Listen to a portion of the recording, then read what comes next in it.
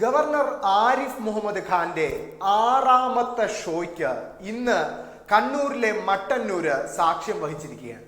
പതിവ് പോലെ SFI പ്രവർത്തകർ പ്രതിഷേധവുമായി എത്തിയതും കണ്ണൂർ മട്ടന്നൂർ വെച്ച് ഗവർണർ കാറിൽ നിന്നെല്ലാം പുറത്തിറങ്ങി CRPFന്റെ വലയത്തിൽ ഒരു വലിയ ഷോ തന്നെ ഇന്ന് മട്ടന്നൂരിൽ നടത്തിയായിരുന്നു.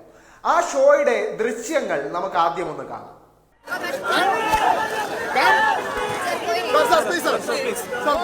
This is how today is Chief Minister is passing through.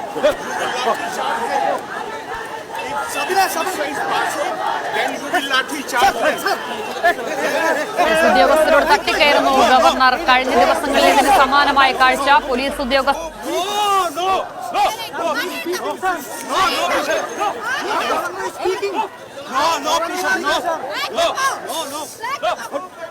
ഈ ദൃശ്യങ്ങളിൽ വളരെ വ്യക്തമായി നമുക്ക് കാണാൻ സാധിക്കും, ഒരു SFI പ്രവർത്തകൻ പോലും ഗവർണറുടെ അടുത്തേക്കോ ഗവർണറുടെ വാഹന വ്യൂഹത്തിന്റെ അടുത്തേക്കോ എത്തിയിട്ടില്ല. ഗവർണറാണ് വാഹനം നിർത്തി പുറത്തിറങ്ങിയ ശേഷം SFI പ്രവർത്തകർക്ക് നേരെ പാഞ്ഞെടുക്കുന്നത്. SFI പ്രവർത്തകരെ തന്റെ നേരെ വരാൻ വെല്ലുവിളിക്കുക കൂടി ചെയ്തു ആരിഫ് മുഹമ്മദ് ഖാൻ.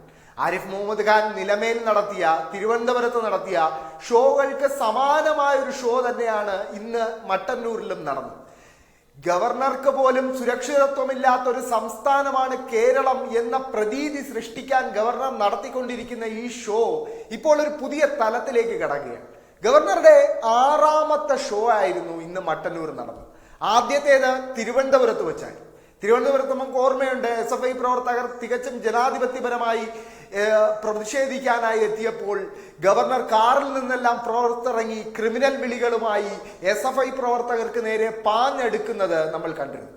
അതിനുശേഷം അദ്ദേഹത്തിന്റെ രണ്ടാമത്തെ ഷോ നയപ്രഖ്യാപന പ്രസംഗ വേളയിലായിരുന്നു. ഒരു ഗവർണർ എന്ന നിലയിൽ അദ്ദേഹത്തിന്റെ ഭരണഘടനാപരമായ ഉത്തരവാദിത്തമാണ് നയപ്രഖ്യാപന പ്രസംഗം വായിക്കുക എന്ന്. എന്നാൽ ഗവർണർ ചെയ്തതെന്താണ്? നയപ്രഖ്യാപന പ്രസംഗത്തിന്റെ അവസാനത്തെ പാരഗ്രാഫ് മാത്രം വായിച്ച് ചടങ്ങ് നടത്തി എന്ന് വരുത്തി സ്ഥലം വിടുകയായിരുന്നു. ഗവർണറുടെ അതിനുശേഷമുള്ള ഷോ റിപ്പബ്ലിക് ഡേയുടെ അന്നായിരുന്നു. അത് മൂന്നാമത്തെ ഷോ ആയി. അന്ന് മുഖ്യമന്ത്രിയുടെ അടുത്തിരുന്ന ഗവർണർ മുഖ്യമന്ത്രിയോടൊന്നും സംസാരിക്കുകയോ മുഖം നൽകുകയോ ചെയ്യാതെ ഒരു LKG കുട്ടിയുടെ പിണക്കത്തോടെ ഇരിക്കുന്നത് നമ്മൾ കണ്ടിരുന്നു. അതിനുശേഷം അദ്ദേഹത്തിന്റെ ഷോ നിലമേൽ വെച്ചായിരുന്നു. നിലമേലായിരുന്നു ഏറ്റവും വലിയ ഷോ. അദ്ദേഹം CRPFന്റെ സംരക്ഷണത്തിന് വേണ്ടി നടത്തിയ ഷോ ആയിരുന്നു നിലമേൽ നടന്നത്. നിലമേൽ അദ്ദേഹം SFI പ്രവർത്തകർ ബാരിക്കേഡ്, പോലീസ് തീർത്ത ബാരിക്കേഡിനുള്ളിൽ നിന്ന് പ്രതിഷേധിക്കുന്നത് കണ്ടതും കാറിൽ നിന്ന് പുറത്തിറങ്ങി അദ്ദേഹം ഒരു കൂട്ടം നുണകൾ അങ്ങ് പ്രചരിപ്പിക്കാൻ തുടങ്ങി. തന്റെ കാർ ആക്രമിക്കപ്പെട്ടു, SFI പ്രവർത്തകർ തന്റെ കാർ ആക്രമിച്ചു, ഇങ്ങനെ ഒരുപാട് വ്യാജമായ നുണകൾ അദ്ദേഹം പ്രചരിപ്പിച്ചിരുന്നു.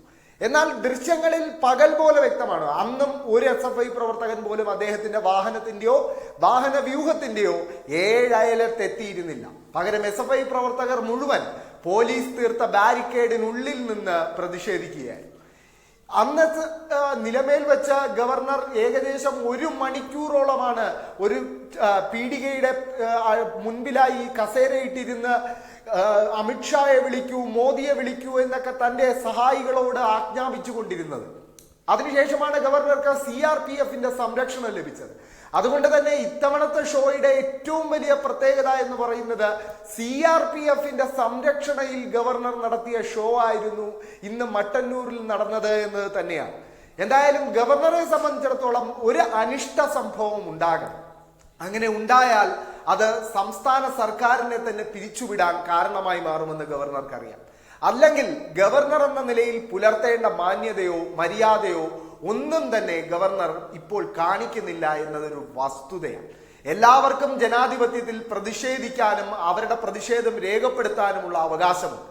പ്രതിഷേധിക്കുന്നവരെ കണ്ടാൽ അവർക്ക് നേരെ ആക്രോശിക്കാനും പാഞ്ഞെടുക്കാനും അവർക്ക് തന്റെ നേരെ വരാൻ വെല്ലുവിളിക്കാനും ഒക്കെ തോന്നുന്ന ഗവർണർക്ക് കാര്യമായ എന്തോ പ്രശ്നമുണ്ടെന്ന് പലരും സമൂഹ മാധ്യമങ്ങളിൽ ഇതിനോടകം പറഞ്ഞു തുടങ്ങിക്കഴിഞ്ഞു. എന്തായാലും ഗവർണറുടെ ആറാമത്തെ ഷോയ്ക്ക് ഇന്ന് മട്ടന്നൂർ സാക്ഷ്യം വഹിച്ചിരിക്കുകയാണ്. ഇത്തവണയും SFI പ്രവർത്തകർ ജനാധിപത്യപരമായി പ്രതിഷേധിച്ചപ്പോൾ അവർക്ക് നേരെ പാഞ്ഞെടുക്കുന്ന, തന്റെ നേരെ വരാൻ വെല്ലുവിളിക്കുന്ന ഒരു ആരിഫ് മുഹമ്മദ് ഖാനെയാണ് ഇന്ന് നമ്മൾ കണ്ടത്.